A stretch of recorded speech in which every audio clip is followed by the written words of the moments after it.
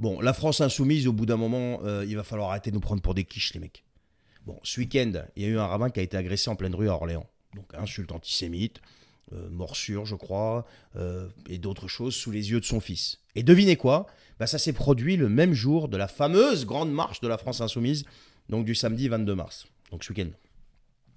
Vous savez, leur défilé, soi-disant, contre le racisme et l'extrême droite. Mais c'était plutôt une marche où on a vu quand même des pancartes plus abjectes les unes que les autres, des slogans encore pires, à bas l'État, les flics et les fachos et les juifs, etc.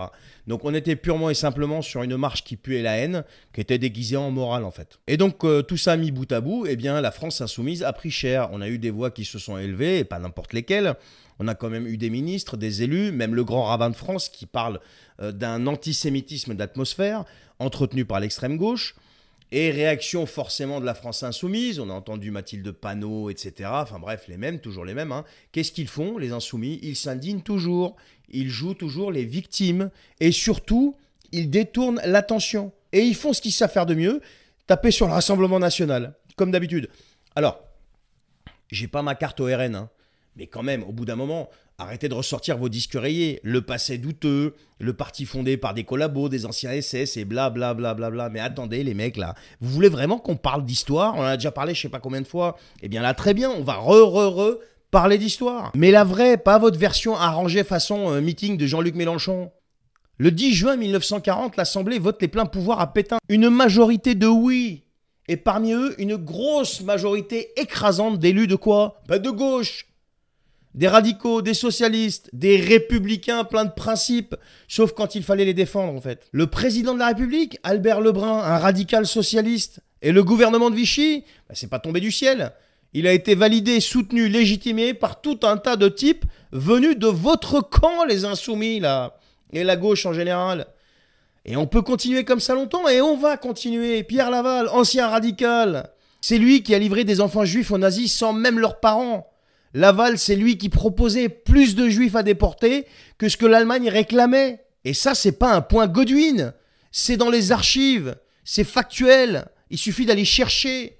Marcel Déat, ancien socialiste, SFIO, devenu un gros collabo. Il fonde le RNP, un parti fasciste, mais à la française. Allez rechercher. Il rêvait de mettre la France aux bottes de Berlin. Jacques Doriot, ex-communiste, il fonde le PPF.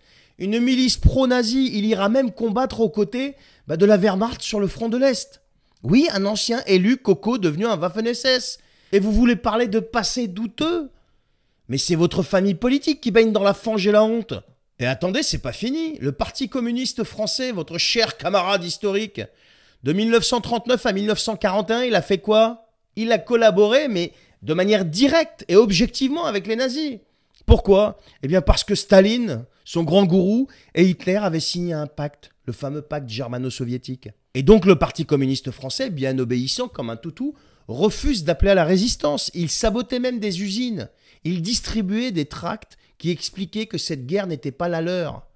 Pas de résistance, pas de lutte, jusqu'au jour où Hitler attaque l'URSS. Ah bah oui, bah là, comme par magie, ils deviennent des résistants les mecs. Mais pas par courage. Parce qu'ils reçoivent des ordres de Moscou, par consigne. C'est pas par patriotisme.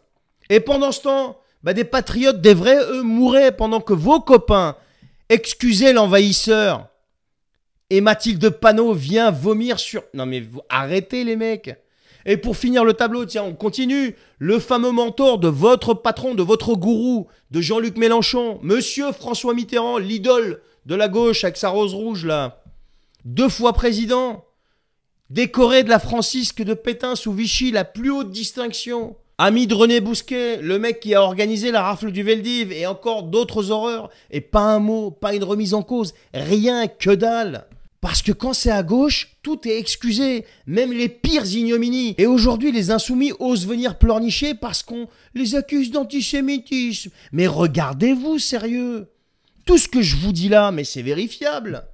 Est-ce que c'est vrai ou c'est pas vrai? Vous défilez, vous hurlez « Vive la Palestine », mais vous y mettez jamais les pieds. Vous crachez sur les juifs parce que ça fait bien. Vous justifiez les massacres du Hamas en appelant ça la résistance et vous relativisez la barbarie dès qu'elle vient de vos alliés idéologiques. Mais ça, c'est la vérité. C'est un Français d'origine libanaise qui vous a dit ça, qui a vécu 11 ans de guerre au Liban. Vous, qu'est-ce que vous avez fait? Vous êtes parti regarder les Palestiniens depuis Rafah avec vos jumelles. Et après, vous venez sauter, je sais pas quoi, sur de la musique. Mais vous soutenez rien du tout, en fait. Qu'est-ce que vous nous racontez là? Qu'est-ce que vous faites, en fait, concrètement? À part hurler à la mort, hurler au racisme, en sortant des slogans plus abjects les uns que les autres, tout en baignant dans la fange et la honte. Vous n'êtes pas des antiracistes, vous êtes des racialistes sélectifs, c'est ça que vous êtes. Vous êtes des moralisateurs à géométrie très variable. Vous triez les morts selon vos convictions, c'est la vérité. Vous triez les causes selon vos ennemis. Et vous avez le culot de vous poser en héritier de la résistance. Vous êtes les héritiers des saboteurs. Je viens de vous en sortir quelques exemples. Et il y en a tellement encore à dire que je ne veux pas continuer trop longtemps parce que la vidéo a duré des heures.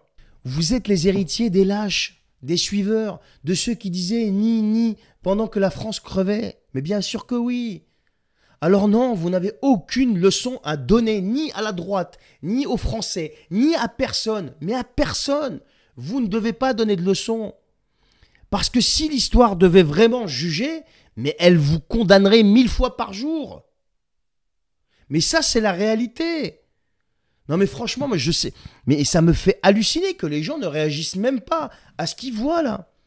Il y en a marre, dès que tu parles de patriotisme, dès que tu parles d'amour de ton pays, de ton drapeau, ces gens-là et leurs collabos viennent t'accuser de tous les noms. Mais c'est un truc de malade, mais c'est la vérité ça. Non mais ils en sont arrivés à défiler dans la rue, mais vous pouvez porter les drapeaux que vous voulez, mais il n'y avait même pas un drapeau français. Et vous osez venir la ramener sur les plateaux en accusant les autres de traite, de collabo, de je sais pas quoi, de machin, de raciste, de fasciste. Mais même votre propre pays, vous ne l'aimez pas. Votre propre pays, vous ne l'aimez pas. C'est la réalité. Quelqu'un qui aime son pays, il porte son drapeau. C'est la base. C'est le b.a.-ba. Et vous, non. Vous portez pas votre drapeau. Vous savez juste porter cette bandoulière là, le drapeau en bandoulière, les élus là, parce que c'est le règlement, c'est comme ça et il faut le faire. Mais au-delà de ça, quand vous êtes dans vos manifs, vous n'osez même pas sortir un drapeau français.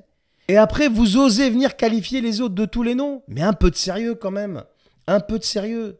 Normalement, les députés là, et les filles là, et les autres là, vous êtes payés pour être sérieux quand même. Vous êtes payés pour être sérieux. Voilà les amis. Donc si vous voulez parler d'histoire, on peut continuer à parler d'histoire. Mais je vais arrêter la vidéo ici parce qu'elle est beaucoup trop longue déjà. Et j'en ai assez dit. Allez, je vous souhaite une bonne journée.